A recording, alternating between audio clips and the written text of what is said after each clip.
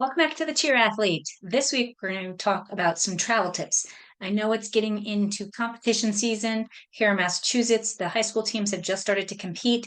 Maybe you are on a travel all-star team and you're starting to plan your trips around the country. So this episode is dedicated to you who's going to be traveling, whether it just be in-state in a car or you're traveling out of state and it's a long distance to go. Welcome to the Cheer Athlete Podcast, where we bring coaches, parents, and athletes expert tips and advice to help keep cheerleaders healthy, strong, and at the top of their game. Now let's go. Welcome back. And if you missed me last week, it's because I failed to put up a podcast. I had a well-needed vacation with my husband of 30 years. We went on a 30th anniversary trip to Italy. We went to Florence and Rome, and it was spectacular. And in the midst of running around and getting things, trying to get things taken care of, I didn't get the podcast out. And so we're going to make up for that today. I'm going to give you 5 tips for traveling and in and around the state or around the world, around to other states and for competitions as well. And I'll share a little bit of my experience as we go along. So ready? Let's go. Tip number 1, time off is good. I needed this time off. I needed to get away with my husband. I needed to let everything here just go. I needed to really just go experience something different and shut down. When we are always doing the same thing over and over again, now I go away every weekend, so I get time off and I am on the go. But when we're doing that all the time, I go to work, I travel to the lake, I take care of my parents, I do these podcasts, I have clients that I see outside of work. Your body just kind of gets into this chronic state of chaos and stress. And taking that time off is actually really important. So that's part of why I tell you, in the off season, which even if you're not necessarily, even if you're doing all star, your off season is May through July. And maybe you're in practices, but it's not the same intensity. You need to embrace that time off. You need to take some time away. This is really important in life. Maybe you can't travel and go to Italy. This is a once in a lifetime trip for us. I'm hoping to make it more often because I just love Italy and it's just beautiful. But if maybe you're not traveling out of the country, or maybe you're not going and taking a vacation, but take some time away. Maybe it's on a Sunday and you just shut everything down and let your body chill. Like let your cortisol come down, take some time to breathe and relax, to make a good meal, to sit and laugh and enjoy the people that you're with. Because this really helps your body to recover and it helps you to keep moving forward. So that's a tip for parents and coaches. Now, as a cheerleader, I think that's really important as well. Like taking time away from the sport, even if it's just a day or two, can be really helpful to let you get back and be like, hey, I miss my teammates and I can't wait to be at practice. I miss my coaches telling me to do stuff. Like it's good. It's important. It allows your body to recover. It allows your body to rejuvenate, and it gives you more excitement for what you want for the activity that you're going to keep going at. So that's tip number 1. Take that time off. Tip number 2, traveling. It generally means you're going to get more steps. Maybe you're going to a competition in Atlanta and you have to deal with that airport. I've never been there, but I understand it's crazy busy and big, and there's a lot. In the airports, we probably got like 7,000 steps just going from one terminal to the next. Our flight ended up getting switched as we left Boston because it was raining and potentially maybe because of airline people not showing up. I don't know. They blamed it on the weather. They switched us to a different airline, which was better for us because we ended up on an empty flight and we flew direct, which was amazing. But we had to walk. We had to walk a long distance to get there. So it's a lot more steps than I'm used to getting in a day. And then when we got to Italy, we probably tripled the amount of steps I get in a day. Now, I preached getting steps, but I'm not very good at getting my 10,000 in a day. I probably average 4 to 7,000 when I'm lucky.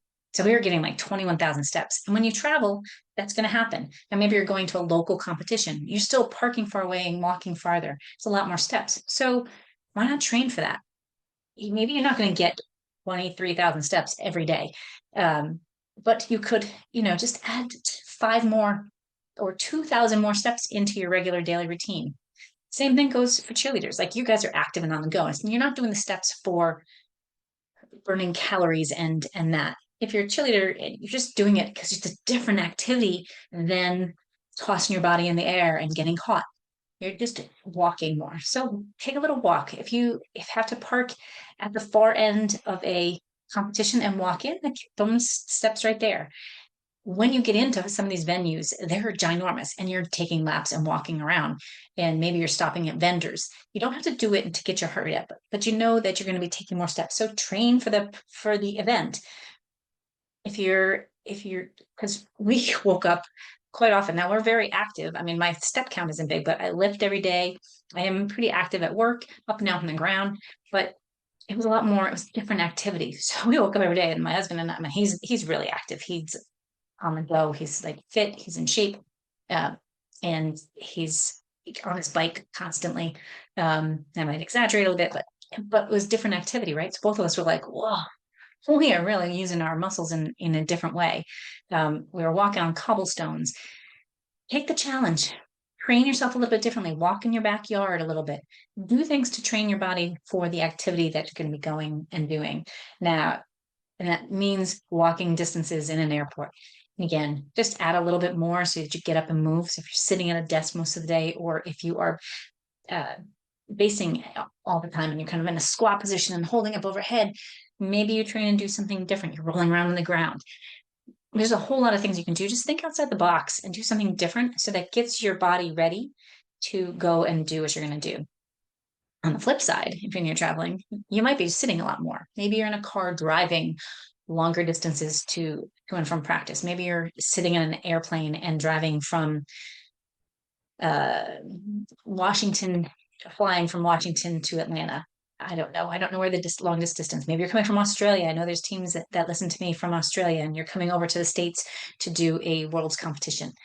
That's a long time sitting. So find some ways to move while you're sitting. You need to shift your body weight. I got so crampy. Our way home, flight there wasn't bad at all. We were like, it was an easy 8 hours direct flight home. It was 8 hours in the air, but then there was an hour waiting to take off, and there was time taxiing to the gate afterwards. We ended up on the plane for about 10 hours. And, with time change and all that, like I just needed to sit and move and like move side to side. I had to stand up for a minute and just stretch out my hip flexors to make them be less tight.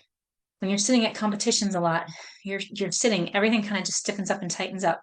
So stand up and get down, up and down. Those steps in, change your position, shift your body weight in the seat so that you are more comfortable. Maybe you can't get up right then and there because your team's coming on next. So, just sit up tall, slouch, shift side to side, do a little rotation in the space that you have, and that can make the whole experience a whole lot better. Bring a water bottle. I got these water bottles from work. They're Owala. It's the perfect size. I know my green screen makes it a little wonky, but it's the perfect size to carry with you. Those big, I was gonna take I have a hydro flask and it's a big one with a handle, just like the Stanley cups. Which sounds funny. It's not hockey, but the Stanleys that everybody loves. Uh, those are too big to take with you and travel. So if you take one of these Awalas or something similar of this sort, even just a bike bottle, and you could stuff in it to pack. I didn't think of that. That would have been a smart idea. It would save you space. Tuck it on the side so that it's, you can't carry it full onto a plane, but in the airport, they have water fountains. So fill it up, drink your water when you're on the plane. Then you have it and you can fill it up before you get into your event. So you're able to sip water, not having to just go one, waste the water bottle and use the plastic, but two, you have water to hydrate you through the day. Refillable, you go through it. Mostly you can find water anywhere. What I did on our way there, we had lunch in the restaurant on the way there and we had two things of water with ice, put that in there. It was still cold when I got to Rome. So it was fabulous. We were able to sip it throughout the trip, and then we had it, and until we got to our final destination in Florence. So take a water bottle with you. It's easy to pack. You can sip it in the car when you're driving. On a worst case scenario, if there's no water fountains or you're in a hotel and you're like, it's sketch. Like in Rome, you're able, I didn't do this and I wanted to, but there are these things, these water fountains all over the place that you can stop and get fresh, clean water all over in Rome. And so you don't have to pay for it. So if you can't find those places because they don't exist here in the States, you can get a gallon of water instead of just buying, 12 mini bottles that is just going to get crushed and left everywhere and fill up the landfills. So think ahead, think outside the box a little, take a water bottle with you. Tip number 4, um, stress. Traveling is stressful. Maybe you expect something, and you expect to get there on time, and your cheerleader says something to you in the car, and you just snap at them. Or the planes are running late, and everybody's just high alert. Mom, I gotta get there. I have to be at practice on time. And she snaps back at you, and you snap at her, and it's quick and easy to get into this like argument, and then like everything just bubbles over. We didn't plan anything. We planned just to get there, and I had reservations for Airbnbs. And I didn't have my train. I knew we were going to take the train from Rome to Florence, but beyond that, we didn't plan any event. And I started to get anxious. My husband's like, it's gonna be fine. And I'm like, I don't think it's gonna be fine. We don't know what we're gonna do. We want to go see the David. We want to see other, artwork and see all the beauty of it. And I get really anxious. And the first night I was kind of snappy with my husband and really feeling like it wasn't gonna, I was like, we should never do this again. And then we found our things to do. We found our way into David. We got to see the sunset at Piazza Michelangelo, which was just stunning and beautiful. And we had a nice walk up there. Along the way, we got gelato. We had made some amazing sandwiches. Like the whole thing to me was the best time ever. And that's because we didn't have it planned. And when I could step back and be like, oh, I gotta chill out. I gotta not stress out. If I found myself snapping at my husband because he didn't get my coffee the way I wanted it, which didn't happen. We went out for coffee most of the time, but um, you know, I'd snap, he'd snap, and then both of us would take a pause and laugh and like give us a kiss. Hey, I know we are struggling through this right now, but let's laugh about this because life is meant to be happy and life is meant to be fun. Cheerleading is meant to be fun. If you are stressing out about the whole travel and getting there and doing it all, and you're just stressed about it, it's not worth it. And you got to take a moment, like the money will find its way there. The getting the travel and the expense of it and the accommodations, it'll work its way out. Like have faith, communicate with each other. Remember that you guys, you love your parents, you love your coaches, you love your kids. Like it's it's a fun thing. Remember that and put the stress aside. Take a moment, get it out. Take a moment, find something to laugh about. Because when you find that time to connect, the entire process will be that much better. And then my last tip is really just take it all in.